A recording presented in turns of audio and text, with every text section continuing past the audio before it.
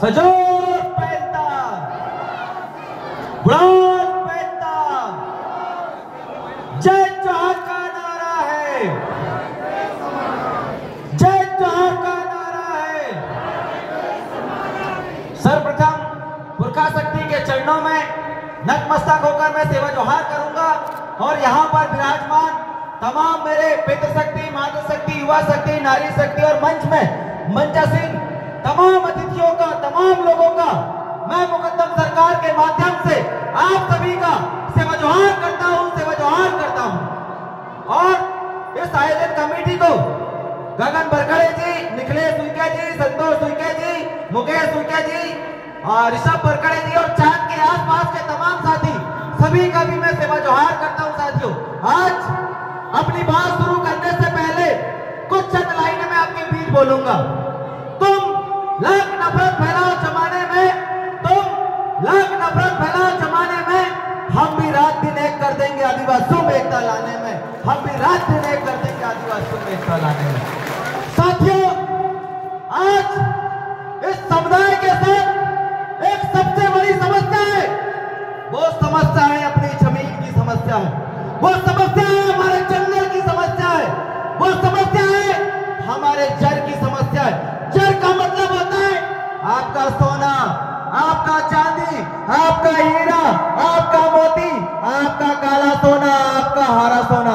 आज हम देख रहे हैं भारत के राज क्षेत्रों में इस जड़ को लूटने के लिए, इस जंगल को लूटने के लिए, इस जमीन से हम आदिवासियों को बेदखल करने के लिए देश के अंदर ऐसे कानून बनाए जा रहे, ऐसे संयम किए जा रहे जिसका पता मेरे समाज को नहीं चल पा रहा है। साथियों, आज इस शान की भैया से मैं आपको बताना चाहता हूं कि देश की संसद में एक ऐसा कानून पड़ा है, एक ऐसा कानून पास हुआ है जिसकी बदौलत जैसे आज आपके पास गाड़ी है, आज आपके पास फोर व्हीलर है, आज आपके पास ट्रैक्टर है, आज आपके पास जमीन है, या ऐसी कोई भी चीजें जो आज आपके पास है, अगर संसद चाहे या राज्य सरकार के साथ सरकार चाहे तो एक कानून उन्होंने लाया है, वक्फ प्रॉपर्टी कानून। और वक्फ प्रॉपर्टी कानून के तहत आपकी जमीनों को, आपके जंगल को,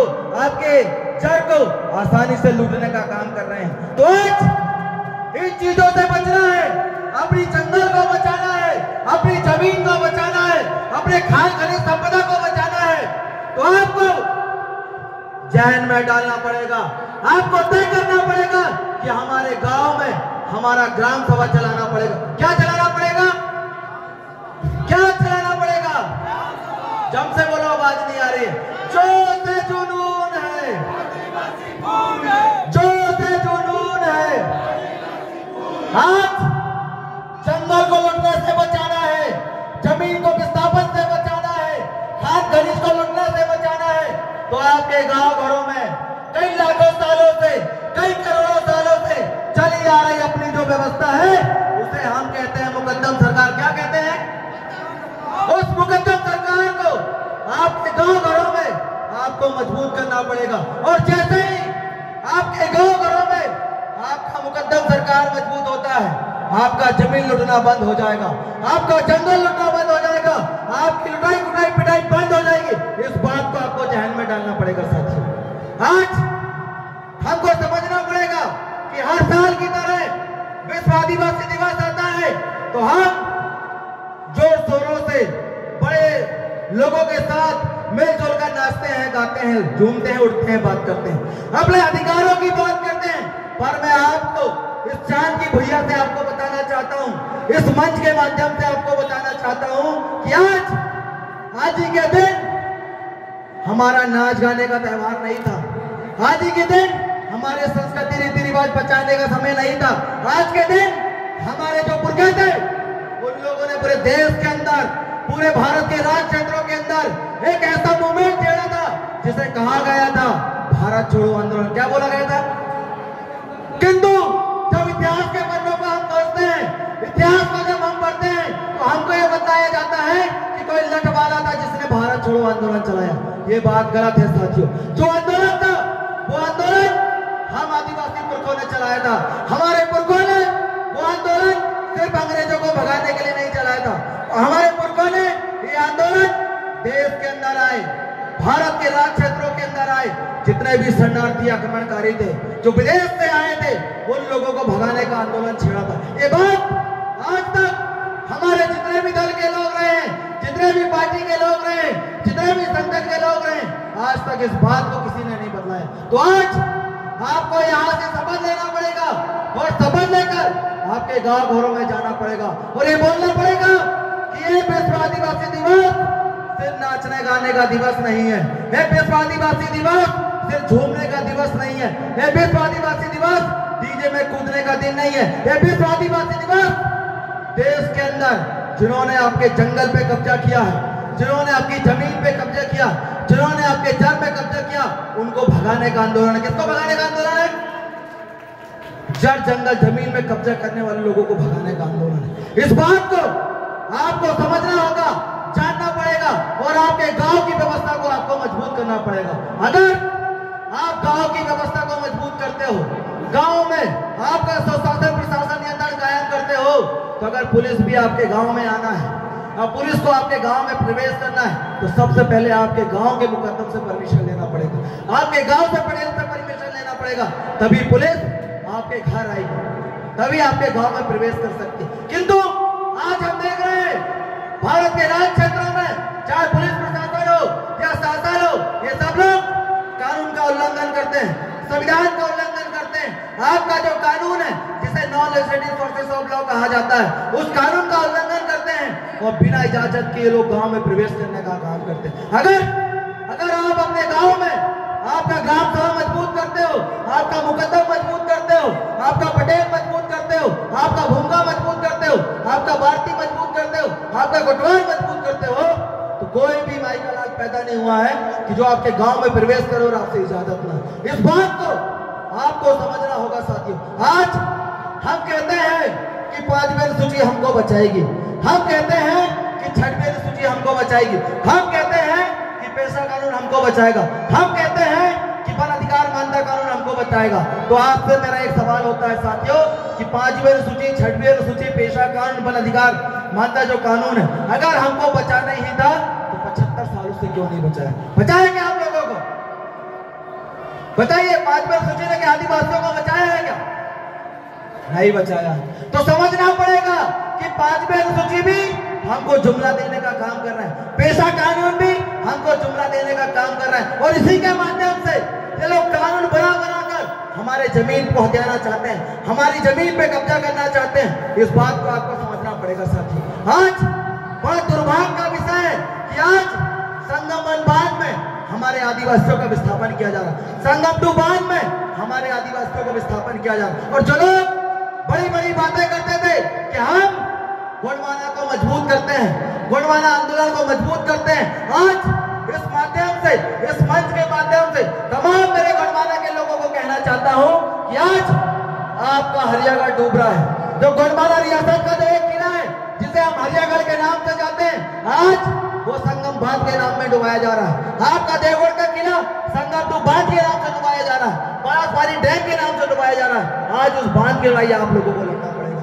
हम देखते हैं कि पूरे चांद क्षेत्र के अंदर हमारे आदिवासियों की जमीनों में कब्जा करके लोग बैठे हुए हैं। तो मैं आपको बोलना चाहता हूं, जिन आदिवासियों की जमीन पे किसी गैर आदिवासी ने अगर कब्जा करा है, तो हमारे साथी लोग हैं, निखिलेश भाई है, गगन बड़के जी है, ऋषभ बड़के जी, इनको आप लोग बता दीजिए।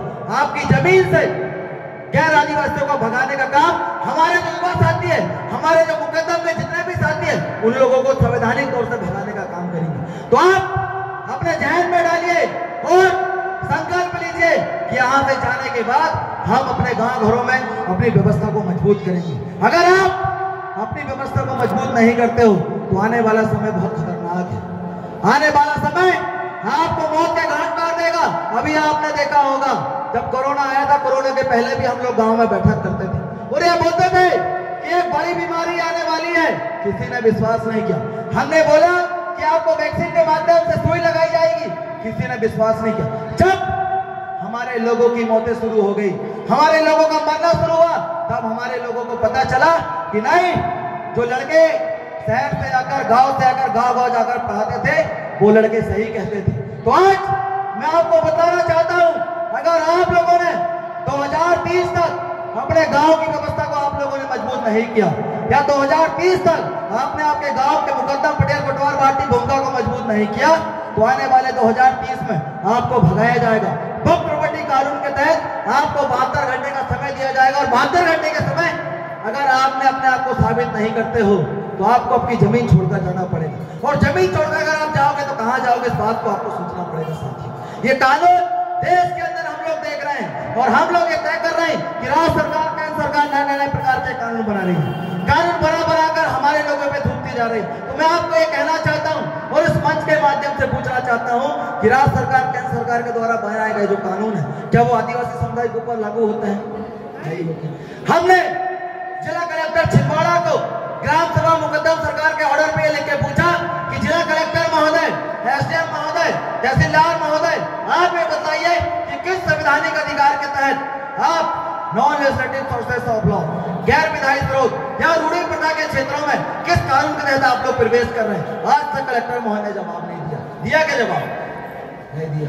आज अगर आपके गांव की व्यवस्था मजबूत होती है, अगर आपका सिस्टम व्यवस्था मजबूत होता है, तो कोई भी व्यक्ति आपके साथ शोषण नहीं करेगा। क्योंकि आपने देखा होगा जब भी हम आदिवासियों के साथ शोषण होता है, अत्याचार होता है, बलात्कार जैसी घटनाएं होती है, तो हम लोग एकजुट हो जाते हैं, एकजुट होकर उलगुलान करते हैं, और उलगुलान करने के बाद कहां जाते हैं?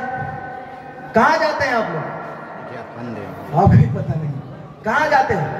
राजनीति की ओर जाते हैं। मतलब जब भी आदिवासियों के साथ शोषण होता है, जब भी आदिवासियों के साथ अत्याचार होता है, जब भी आदिवासियों की मां बेटियों का बलात्कार होता है, तो हम हमारी समाज की व्यवस्था को छोड़कर राजनीति की व्यवस्था की ओर जाते हैं, और ये कहते हैं कि हमें न्याय दो। देखोगे जी वो आपको न्याय देगा कि कोई न्याय?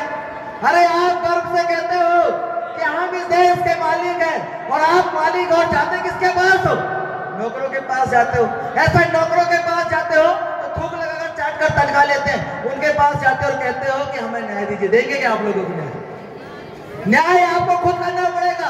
आपका जो न्याय होगा आपकी गांव की व्यवस्था में होगा, आपके गांव के लोग आपकी समस्याओं का निराकरण करेंगे, कोई करने वाला नहीं। इस बात को आपको समझना पड़ेगा। आज हमने देखा है कुछ लोगों को, हम लोगों ने देखा है, वो कहते हैं कि हमारी जातिगत जनगणना होना चाहिए। बोलते हैं कि मेरा ये सवाल होता है साथियों कि जातिगत जनगणना की बात तो अच्छी है, और सवाल ये खड़ा होता है कि जब हम इस देश के मालिक हैं, और यहाँ पर जो शरणार्थी आक्रमणकारी जो लोग रहने वाले लोग हैं, वो कौन लोग हैं?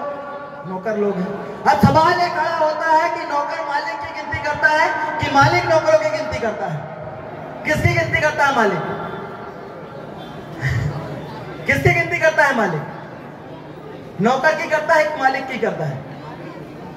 मालिक नौकरों की गिनती करता है, और हम नौकरों को कह रहे हैं कि आप क्या करो, हमारी गिनती करो। हम जाति का जनगणना करेंगे, पर ग्राम सभा के माध्यम से करेंगे। हमारे लोग तय करेंगे कि कौन अपना है और कौन पराया। इस बात को आपको समझना पड़ेगा, इस बात को आपको ध्यान में डालना पड़ेगा साथियों। तभी हमारा समुदाय सुरक्षित रहेगा, तभी हमारा कबीला सुरक्षित रहेगा, तभी हमारा परिवार सुरक्षित रहेगा। इस बात को आप लोग समझिए साथियों। और इन्हीं शब्दों के साथ मैं अपनी वाणी को विराम देता हूँ। जोहार, जय प्रकाश, जय आदिवासी, जय मुकद्दम।